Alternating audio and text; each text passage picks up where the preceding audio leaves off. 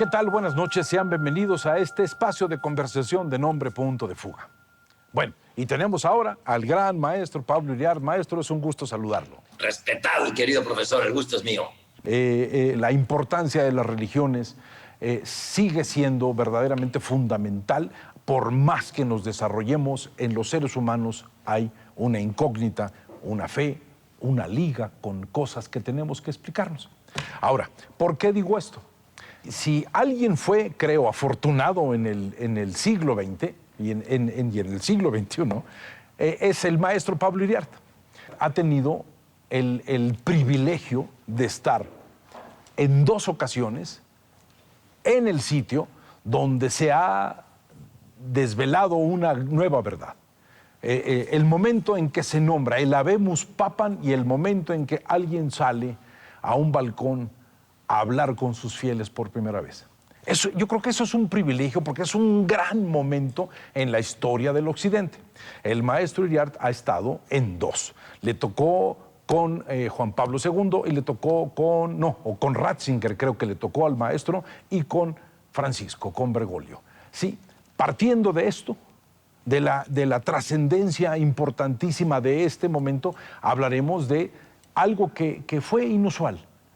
La visita del Papa Francisco a países de religión musulmana, su comportamiento, y luego hablaremos de otras cosas que son verdaderamente distintas y en el momento difícil que tiene Francisco, porque ha tenido momentos difíciles desde el inicio de su mandato, ¿no, maestro? Sí, profesor, y muchas gracias por el comentario y aprovecho para hacer un acápite. Sí, creo que tuve el privilegio de cubrir como periodista una de las jugadas maestras de la Iglesia Católica en la historia, que ha sido como el Papa Wojtyła, el Papa Juan Pablo II, tan querido en México y en buena parte del mundo, salvo los exsoviéticos, y cómo él arma la transición, cómo él pone a Ratzinger en el aparador para que sea el Papa. Y cómo Ratzinger logra doblegar a la curia vaticana, se sale, renuncia y maneja su sucesión y deja ahí a Bergoglio.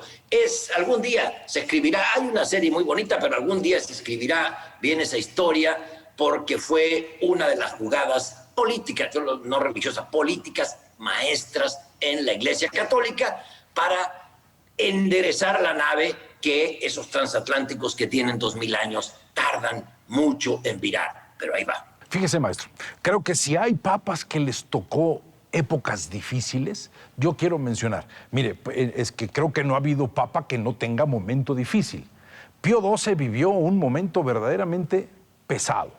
Hubo una gran cantidad de ligas que siguen siendo profundamente acusadas por la sociedad.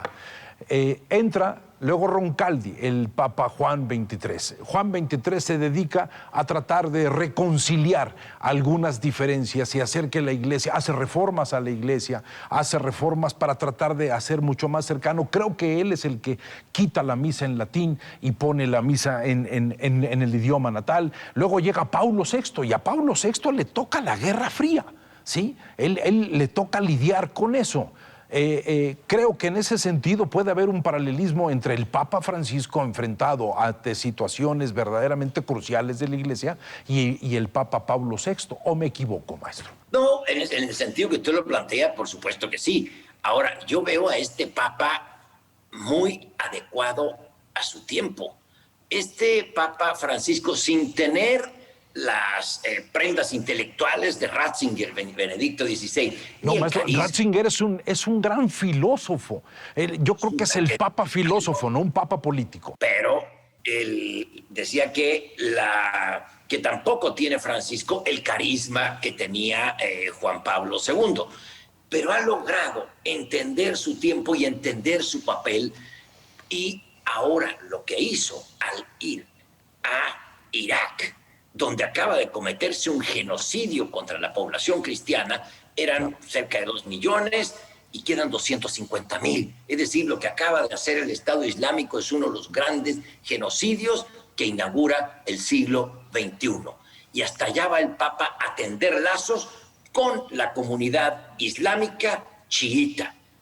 Y va a Nayaf, donde, ahí murió el hijo de Mahoma y empezó esa guerra intrarreligiosa de los musulmanes que ha durado 2000 años. Bueno, no 2000 años, pero sí 1400 años.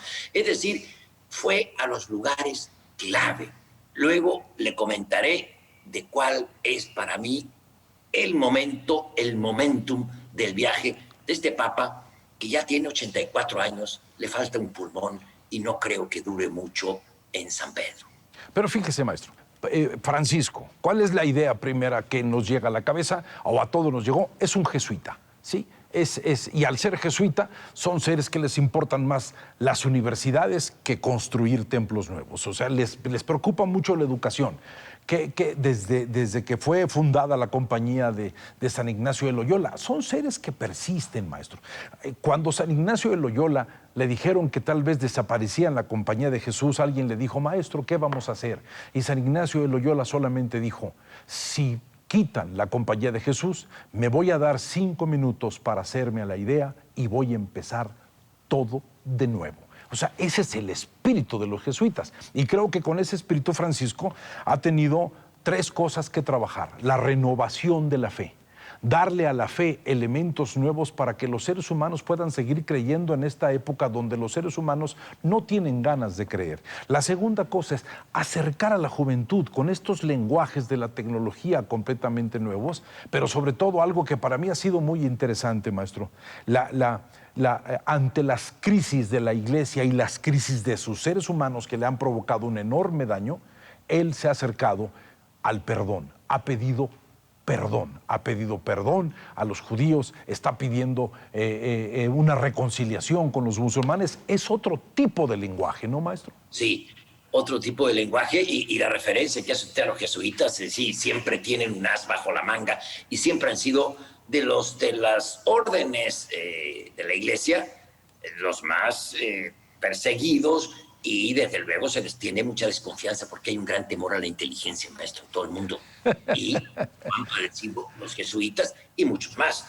Ahora, esto que hizo de ir a Irak es tender lazos con los musulmanes, chiitas, que de ahí son mayoría, pero sobre todo es un grito contra el fanatismo. Venimos del mismo lugar, señores, fue a Ur, lo que antes fue Ur de Caldea. Sí. Ahora está por Nasirilla, se llama la provincia. Ahí nació, o de ahí salió, Abraham.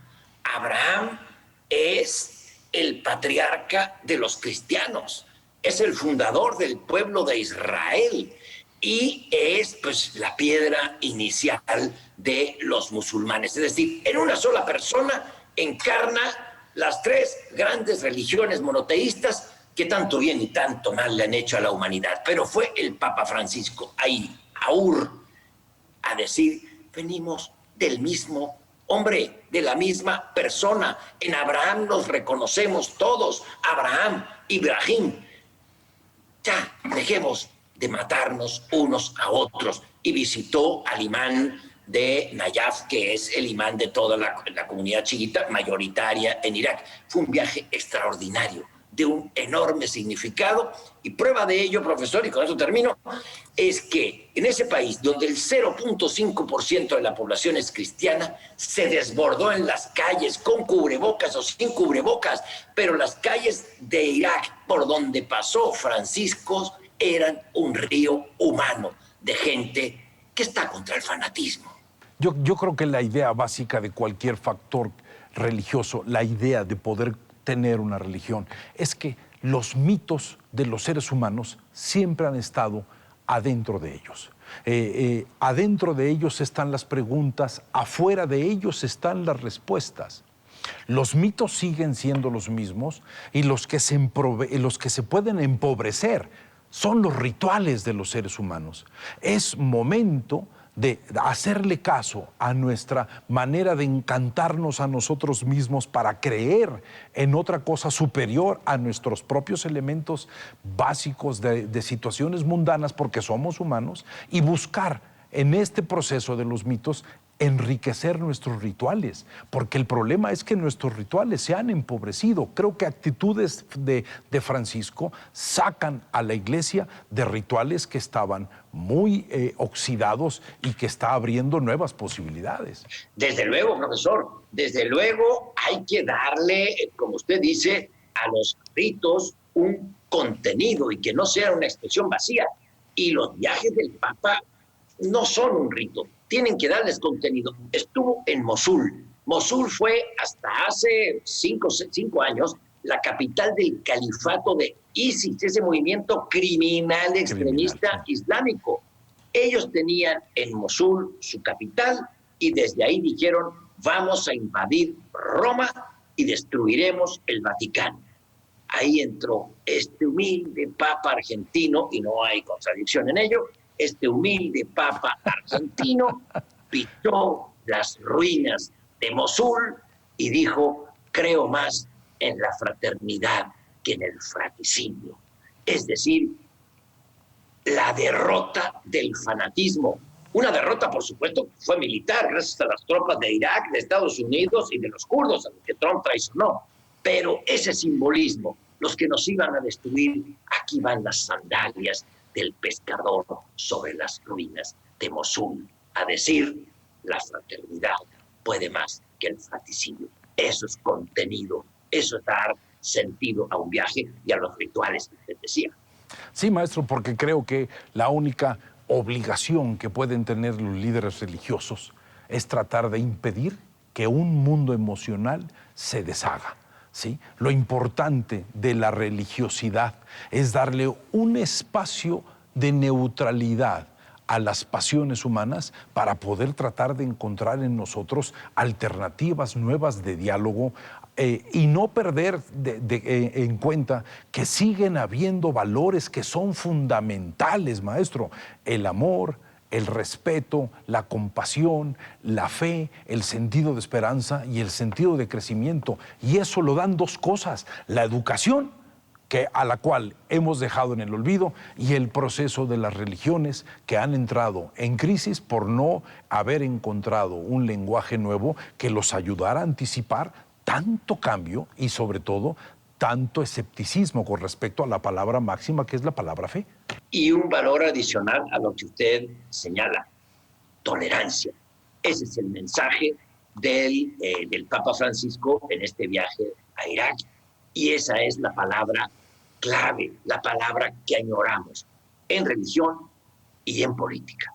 Sí, y quisiera cerrar esto diciendo, a veces confundimos tolerar con aceptar, o muchas veces aceptamos pero no toleramos, y hay veces en que toleramos y no aceptamos.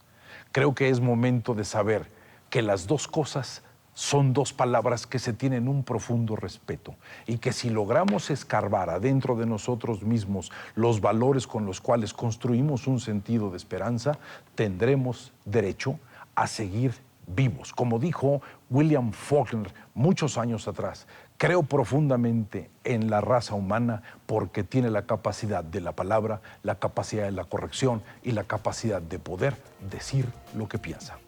Maestro Iriart, muchísimas gracias por este tema y por haber estado con nosotros. Y los esperamos el próximo sábado en este espacio de conversación de nombre Punto de Fuga. Gracias, maestro.